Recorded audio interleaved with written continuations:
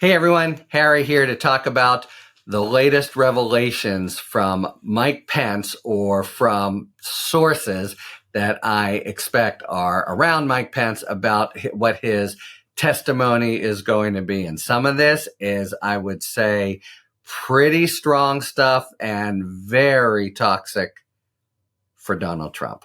All right. Reports surfaced yesterday that we don't know exactly from where, but they're confirmed. And, this is how it often works out there. This is just an aside, but you'll often hear Trump accusing the special counsel of orchestrating links. In my experience, and especially my estimation with this special counsel's office, that's really not happening. I think it would be an instant firing offense. And it almost always is coming from someone within a defense camp, the defense camps, and you want to think about cui bono, to who's good and why they're doing it. But anyway, we have confirmation of a few details that are really eye-popping. Okay, let me just start with those. I'd say there are 5. The first, we pretty well know this, but that he had concluded, this is Pence, that there wasn't fraud, or what he calls no outcome-determinative fraud. I think leaving room to placate Trump as maybe this or that happened, but it didn't change the election. But he tells this repeatedly to Trump, and the way he puts it is Trump knew because he had been telling him that. So he is, puts the lie, or the hallucination to any suggestion on Trump's part that in fact the election had been rigged. Second, there's a little snippet of conversation we hadn't heard before, where he suggests to Trump, this around the Christmas week, I think a few days before Christmas, what do you where Trump supposedly asked what he should do, and Pence says, you should press the claims in court, but then, assuming they don't bear fruit, you should just leave, go around the country, make your case, get prepared to run for 2024. And at that time, Trump responds with a kind of gesture that Pence interprets as, there's an idea, as if he's really considering it. He understands the rationale for it, etc. Third, I think this is pretty big. He is going to, or he's told prosecutors, and he's going to be able to testify that Trump was pushing him not to certify certain votes. So it wasn't just simply on the 6th, but that there were discussions before, and that Trump, obviously aware of his not being enough in the party line, was telling him, why don't you just skip the January 6th vote altogether? So that supposedly this is a suggestion from Trump, and went directly to Pence, and that figures in maybe the biggest revelation here, which I'll get to in a moment. The fourth is another sort of explanation of how Trump, according to Pence, was surrounded by crank lawyers. I think he elsewhere has called them Crackpot, who were telling him crazy stuff about there being fraud, and sort of propping up these hopes, even though they were fiction. And then finally, we have this really interesting little episode where on Christmas Day and the Pence household, Pence is a keeper of notes, pretty short ones, but he keeps a journal. And the entry in his journal for that day reflects that he decided to follow Trump's urgings and skip the January 6th certification altogether. And just to remind, the 12th Amendment gives him the constitutional duty. And, there's been all this lionizing of him for just doing a very straightforward and ministerial duty. He's, been getting this great, that was sort of his calling card for his failed presidential candidacy, but still, it was, he did this well. It turns out that he decided not to. He decided that he gave a few reasons. Things are unclear. There are questions and would be hurtful to my friend. So he writes that because it would be hurtful to my friend, he decides, that's what the diary says, to skip the January 6th certification altogether.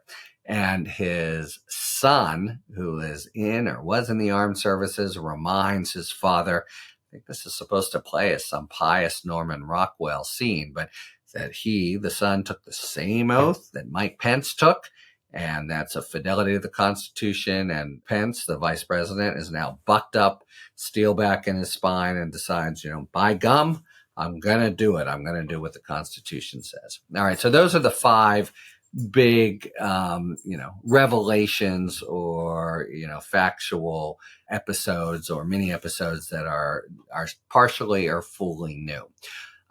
Where do they leave us? I see 3 major points here. The first, Pence is going to be a killer witness against Trump. The vice president of the United States, this, total Boy Scout, every hair in place, ramrod straight, pious, self-righteous fellow will get up and say, I told Trump again and again, there was no fraud, so he knew it. Will say Trump tried to get me to skip the whole proceedings. Will say, that at one point Trump understood the suggestion from me to maybe just walk away. Obviously, you don't do that if you are adamant that you've won, or at least Trump says he wouldn't.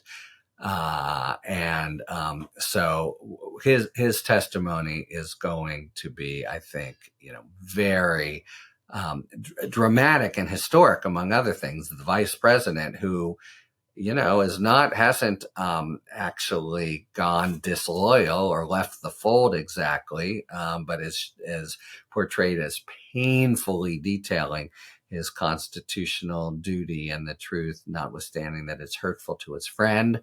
That's going to be some very strong stuff. Now, interestingly, in this motion Trump filed yesterday, he's alleging that he wants to impeach Mike Pence because why? Well, Mike Pence, for a moment, in the wake of Mar-a-Lago, remember, was under investigation because they found a couple classified documents in his home office or whatever. And that was a short-lived thing. Obviously, there was no crime there, and they closed it up.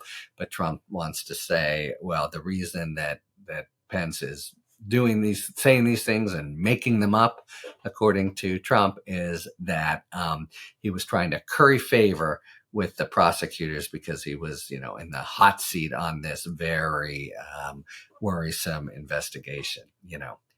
Good luck with that. So lesson 1, a very strong testimony and very hard for Trump to rebut, especially if, going from lesson 1 to axiom 1, Trump will not testify.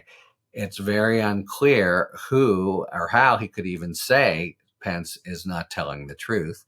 Could try to suggest it on cross-examination, but he's the only one who could testify to it, especially as to one of the conversations, the one where Trump, says, maybe, which is just between the two of them. So that's point number 1.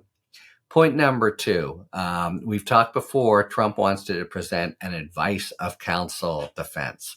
And I've explained the many reasons why he really shouldn't be able to, and why Chutkan has done a smart thing by forcing that to be really litigated in advance of the trial, so Trump can't pull a fast one. But it's a principle of advice of counsel that you can't just go shopping, for 10 lawyers and seize on the one who tells you what you want to hear. Oh yeah, bank robbery. I think that's okay under the, in the state of Louisiana because of the Napoleonic Code, or whatever. I'm just making up a crazy legal opinion. You can't go shopping for it. It has to be that you, in good faith, believed the opinion you say you were relying on, and it really undercuts that to show and Pence is very strong for this, that, you disregarded the advice of all these other lawyers and then just seized on the one that you saw as your life raft. So that's two.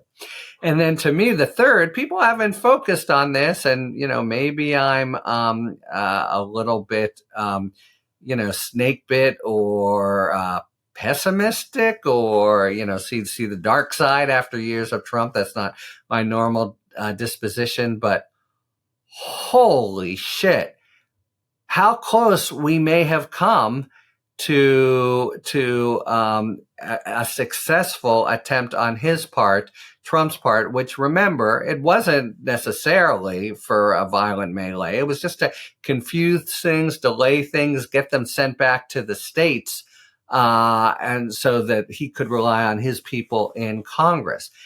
Mike Pence, Mr. Constitutional Virtue, wrote in his diary, I'm not going to attend on January 6th. And he had to be talked out of it by his son, reminding him that he took an oath to the Constitution. I mean, I've never been too impressed with Pence's probity here. Not that he did it was probity, but, he did his constitutional duty. That's what you're supposed to do. That's what you swear to do. So I've never been blown away, as others seem to have been. But my God, he now says he almost didn't because it would be hurtful to his friend. Imagine he follows through on that decision. His son isn't there on Christmas, the parallel universe. He doesn't show up on the 6th. Now, and in the 12th Amendment, it's his role to do this. Now, I think what's already one of the most chaotic and turbulent days in American history gets more so. Bedlam prevails. Supposedly, what this was going to mean, and the reason Trump was pushing on Pence, is that the most senior Republican, Senator Grassley, would then preside. Now, who knows where Grassley was, if Trump was saying this because Grassley was, ready to do his bidding. But in any event, just that kind of bedlam prevailing would, I think, have made it much easier. And, they already took a few steps in this direction, but much easier to have just said, this is a mess, it's chaotic, let's throw it back to the states, which would almost certainly, given the breakdown of the state legislatures at the time, 25, which is narrowly for Republicans, have secured the presidency unlawfully, unconstitutionally, against the will of the American people for Donald Trump, the effective end of the American experiment. So the thing I'm really left with from hearing these new Pence snippets is, man, oh man, in some ways it was, we came closer than we even knew. That's a matter for the history books that people will be unpacking, but it's somewhat harrowing and mind-blowing to me. Talk to you later. Thanks for tuning in. If you enjoyed this video and other Talking Feds content, please take a second to like and subscribe. Talk to you later.